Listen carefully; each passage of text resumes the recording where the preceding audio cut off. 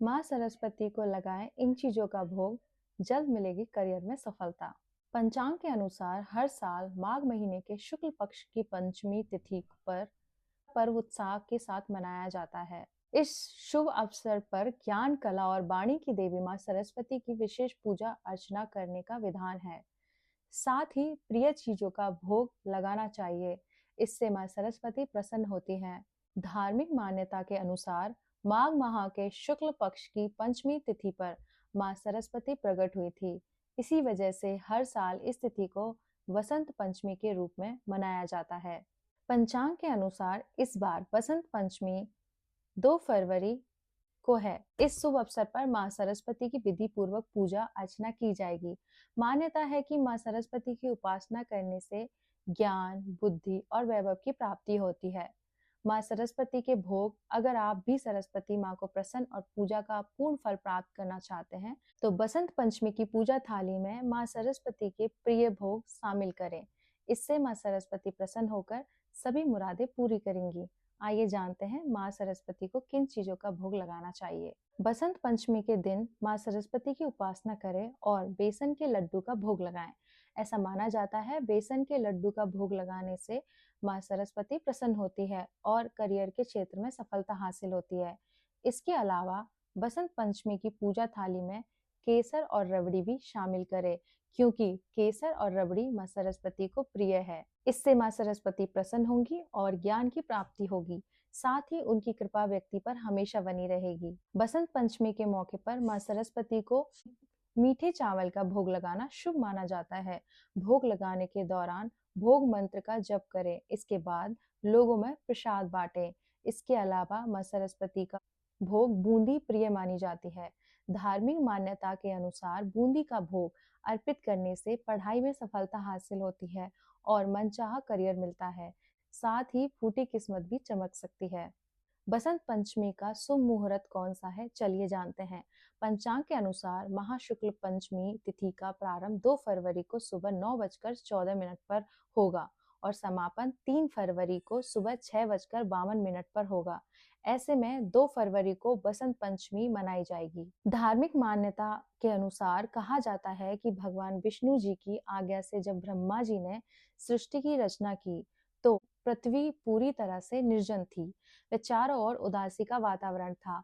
इस उदासी को दूर करने के लिए ब्रह्मा जी ने अपने कमंडल में से पृथ्वी पर जल छिड़का। इन जल कणों से 4 भुजाओं वाली एक शक्ति प्रकट हुई। इस शक्ति के हाथों में वीणा, पुस्तक व माला थी। ब्रह्मा जी ने शक्ति से वीणा बजाने को कहा ताकि पृथ्वी की उदासी दूर हो। शक्ति ने जैसे ही वीणा के तार छेड़े तो सारी पृथ्वी लहलहा उठी। सभी जीवों को वाणी मिल गई। वो दिन बसंत पंचमी का दिन था। माँ सरस्वती का जो स्वरूप है वो है ज्ञान, कला, बुद्धि और संगीत की देवी।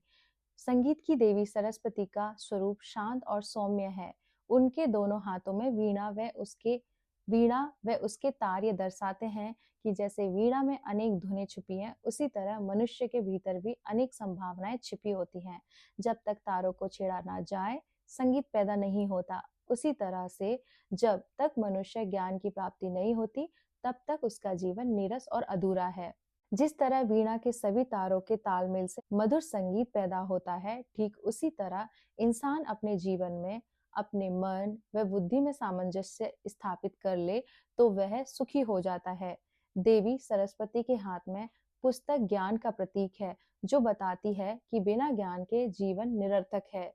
यही ज्ञान वास्तविक ज्ञान है, जो मनुष्य को परम सत्य अर्थात परमात्मा के ज्ञान तक ले जाता है। देवी सरस्वती के हाथ में माला जप और ध्यान के प्रतीक है। देवी सरस्वती के हाथ में माला जप और ध्यान का प्रतीक है। माला के हर मन के जाप पर मन को संसार से ध्यान के जरिए अलग करने की प्रेरणा देती है। माला माँ सरस्वती का वाहन सफेद हंस है, जो विवेक का परिचायक है। हंस के विषय में मान्यता है कि अगर आप दूध और पानी मिलाकर उसके सामने रखेंगे तो वह उसमें से दूध को पी लेगा और पानी को छोड़ देगा। मतलब कि अगर हम हमेशा माँ सरस्वती की कृपा चाहते हैं, तो हमें भी हंस की तरह ही सद्बुद्धि व विवेक को स्वयं में जागृत करना होगा। माता उनके श्वेत वस्त्र शांति, उमंग, जोश, ताजगी व कोमलता के प्रतीक हैं। सफेद रंग अपने भीतर सत्य, अहिंसा, क्षमा, सहनशीलता, प्रेम, परोपकार आदि सद्गुणों को बढ़ाने तथा क्रोध, मोह, लोभ, अहंकार जैसे दुर्गुणों का त्याग करने की शक्ति देता है। माँ सरस्वती किसी की भी पुत्री नहीं है। समाज में सनातन धर्म को बदनाम करने के लिए ये भ्रम फैलाया गया है कि सरस्वती जी ब्रह्मा जी की पुत्री हैं, लेकिन ये झूठ है, महाझूठ है, क्योंकि बेटी तो तब कहलाती जब उनकी कोई माँ होती, लेकिन ऐसा नहीं है। दरअसल पुराणों के अनुसार ब्रह्मा जी ने सृष्टि की रचना करते समय ये सोचा कि जब तक जीवों में बुद्धि नहीं होगी, ज्ञान नहीं होगा, उनके द्वारा सृष्टि बनाने का कोई अर्थ नहीं होगा। इसीलिए उन्हें यह विचार किया कि वे सृष्टि रचना करते समय अपनी शक्ति का प्रयोग ताकि उनके द्वारा बनाए गए प्राणियों में बुद्धि हो, क्योंकि उसके बिना सब व्यर्थ है। इसीलिए ब्रह्मा जी ने अपनी शक्ति का प्रयोग किया और सरस्वती जी उनके द्वारा प्रकट हुई। सरस्वती जी ने प्रकट होने का मकसद सभी प्राणियों को ज्ञान प्रदान करना था। सरस्वती ब्रह्मा जी की शक्ति हैं जो स्त्री रूप में प्रकट हुई, अर्थात ब्रह्मा और सरस्वती दो नहीं हैं, वास्तव में एक ही महाशक्ति के दो रूप हैं। लीला के लिए जब ब्रह्मा जी ने सरस्वती जी को प्रकट किया, तो इसके पीछे उद्देश्य था ज्ञान के साथ रचना। सरस्वती जी केवल ज्ञान प्रदान करने वाली शक्ति नहीं है, बल्कि अत्यंत पवित्र और सुंदर स्वरूप वाली देवी के रूप में प्रकट हुई। उनकी सुंदरता को देखकर स्वयं ब्रह्मा जी भी मोहित हो गए। उन्होंने ये सोचा, उनकी शक्ति तो अद्भुत है, जो इतने सुंदर रूप में प्रकट हुई है। ब्रह्मा जी ने सरस्वती जी से विवाह करना चाहा। सरस्वती जी नहीं मानी, लेकिन अंत में उन्होंने ब्रह्मा जी की बात मान ली। अब इस कहानी का लोग उल्टा सीधा अर्थ निकाल लेते हैं। यहाँ सरस्वती जी की महिमा गाई गई है और कलयुग के नकारात्मक सोच वाले पापी ब्रह्मा जी को अपमान करने में लगे रहते हैं।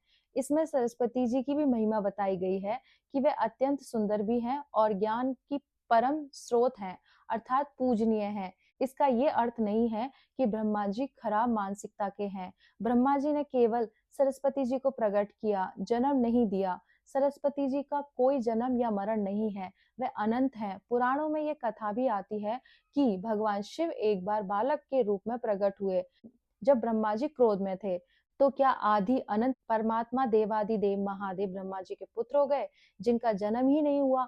शिव पुराण की कथा के अनुसार शिव पुराण में कथा आती है कि भगवान विष्णु भगवान शिव के अग्नि स्तंभ से प्रकट हुए हैं। तो क्या आदि अनंत परमात्मा श्री हरि भगवान के पुत्र हो गए, जिनका जन्म ही नहीं हुआ? उसी प्रकार ब्रह्मा जी कभी भगवान विष्णु की नाभि कमल से, तो भगवान शिव के लिंग रूपी अग्नि स्तंभ से प्रकट होते हैं। विभिन्न कल्पों में तो ब्रह्मा जी विष्णु जी या शिव जी के पुत्र हो गए क्या? ये केवल लीला है उस एक परमात्मा की, जो अनेकों रूपों में विराजमान है तथा अलग अलग रूप धारण करके लीला रचाते हैं, जिसको कई लोग समझ नहीं पाते। तो माँ सरस्वती किसी की पुत्री नहीं है, वह अनंत है। संगीत, कला, वाणी, मातृत्व, आध्यात्मिकता, विद्या, ज्ञान, ग्रंथ, मंत्र, तंत्र, ज्ञान, विद्या और नदियों की अधिष्ठात्री देवी हैं। और से सभी को बसंत पंचमी की बहुत बहुत शुभकामनाएं। और चलिए आइए मेरे साथ बोलिए हर हर महादेव, जय शिव शंभो। मेरी ये जानकारी आपको अच्छी लगी तो फिर कृपा करके इसे मेरी ये जानकारी आपको अच्छी लगी तो कृपा करके जितने सनातनी हैं इसे हो सके उतना शेयर करें, ताकि हमारे सनातन और हिंदू धर्म और हमारे देवी देवता पर कोई आवाज ना उठा पाए और उनके बारे में कोई गलत ना बोल पाए। तो आप सच्चे सनातनी है तो प्लीज इसे लाइक करें, शेयर करें